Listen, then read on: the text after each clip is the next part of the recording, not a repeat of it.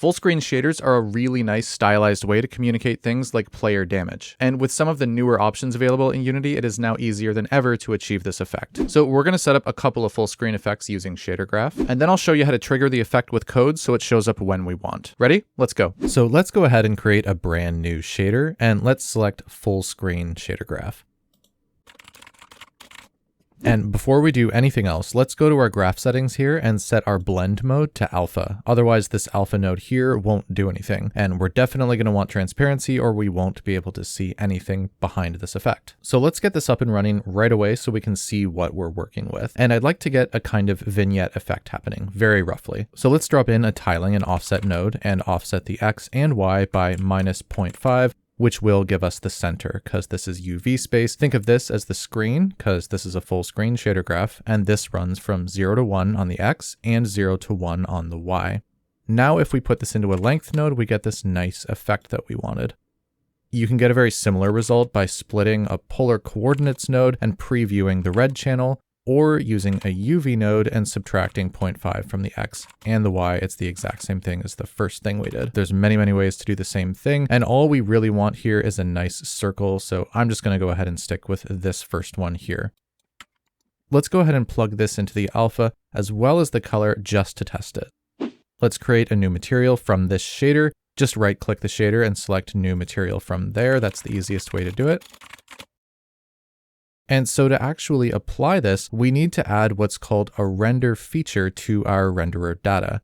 Now, for this specific effect, I was not able to get it to work on a 2D renderer. Support for that might come in the future, but for now, we need to stick with a universal renderer. Though if you are using a 2D renderer in your project and you want to stick with that, I made a really cool tutorial a little while ago that shows a full screen effect using the 2D renderer, and you could very much use that method to apply the shader we make in this video onto the screen. It's really just a different way of actually triggering the effect into your scene. Okay, so with a universal renderer set as our current renderer data, let's open that up and go down here and select Add Renderer Feature and select Full Screen Pass Render Feature. And right away, you're going to see that all of our colors have become inverted. That's just because this comes with a default material that inverts all of our colors. So first, let's give this a better name, something like Full Screen Damage. And let's apply our material that we created in here. And now you should be seeing our full screen effect on there.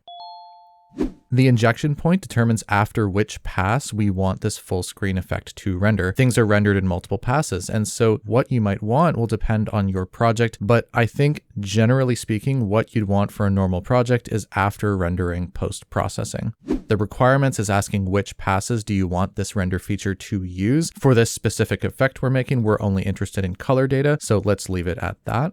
So now that we have it actually displaying, let's pretty this up a little bit. So let's break this connection for now, and let's plug this into a multiply node so we can control the vignette intensity, and plug that into a power node to give us more fine control over the size of the alpha area. The more tweakable options we have, the better. So let's create some float properties, one called vignette intensity, make that a slider between 0 and 2, and default it to 1.5, and plug that into our multiply node. And let's make another float called vignette power and make that a slider between 0 and 10 and default it to 3.15 and plug that into our power node. And this right here actually is the perfect control for our alpha. I don't want anything showing up here in this black area, only in the white areas. So this is just about right for a nice vignette effect. But we need some color in here. So let's add a Voronoi node. And let's drag that into a multiply node so we can multiply it by a color. And let's add a color property, call it vignette color, and let's make it a nice red at full alpha and make it HDR. Now we'll drag that in here and plug that into the color and plug that into the base color. Now to make this look a lot better, let's animate these Voronoi cells. So drag in a time node and let's multiply it by a speed. And let's create a float property called Voronoi speed and make it a slider between 0 and 10 and default it to 2.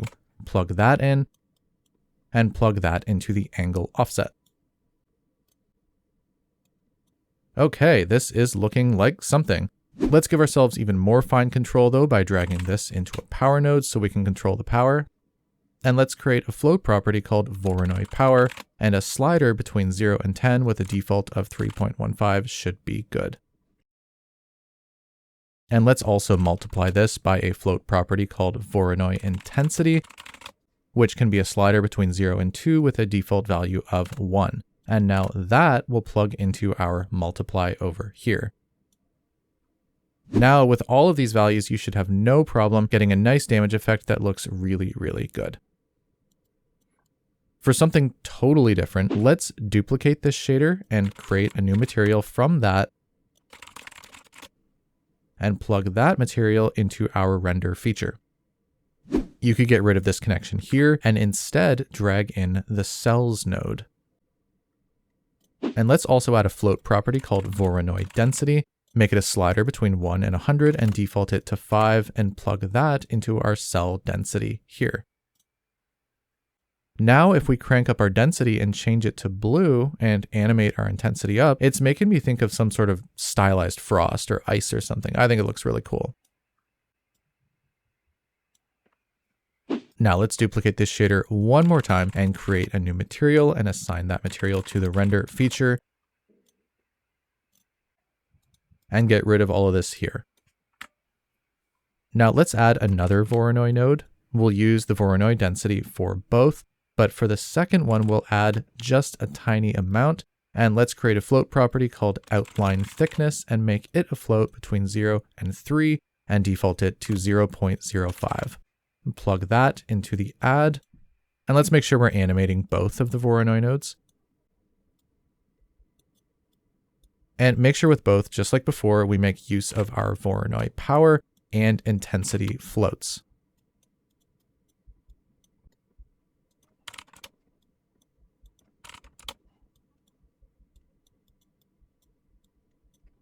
And then finally subtract this one from that one.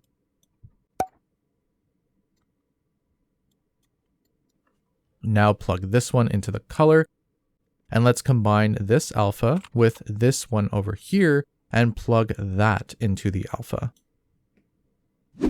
And I don't know what this is, but I think it's really, really cool looking, and I just wanted to show it in case it sparks any kind of inspiration for you.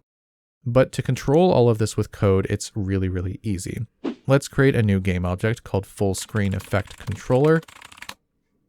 Create a script called full screen test controller and attach it, and let's open that up. Here are all of the variables you're going to need.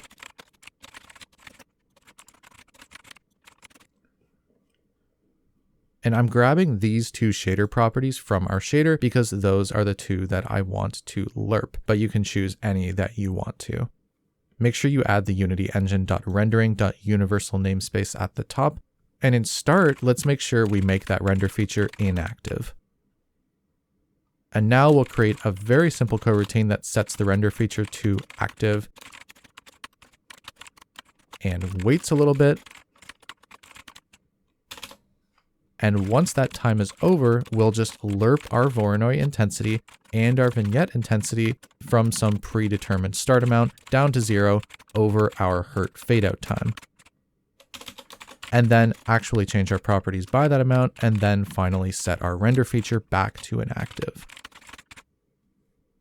And let's test all of this by pressing the E key. So you can plug in the render feature and the same material you set in the render feature. And there you go. And actually, let's adjust these numbers so that they're adjustable in the inspector. I'll crank this up to 2.5.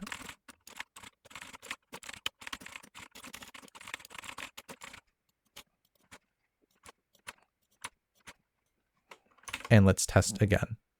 There we go. We press E, pretending we just took damage, and our effect turns on and then fades out really nicely. I hope you enjoyed. Like the video if you liked, or if you think that this could help out other devs out there. And my patrons get access to the GitHub source code for every tutorial on this channel. So if you want access to dig into this, then head on over to Patreon. I want to give a very special thank you to all of our Hall of Fame patrons: Jakob Yondok, Zandra Kessler, Darren Preen, Throbbing Wind, Fontaine Waite, Couch, Christopher Nichols, Brainwaves to Binary, and Dan Brooking, as well as our early access patrons: Zayoma, Ken Waite, Mason Crow, Mr. D, Audio Games, Jan, Liquid Egg, Alexander, Prestis, Godsworn, Abdulaziz, Hamad Alanazi, Ober, Bilguo, Alone on Mars, Code Jutsu, Merler, Ayash Sharma, Jared Whitehead, Alex Friedman, and Barry McCauley. If you choose to support us on Patreon, you can get early access to all of our YouTube videos, monthly alpha builds, and more.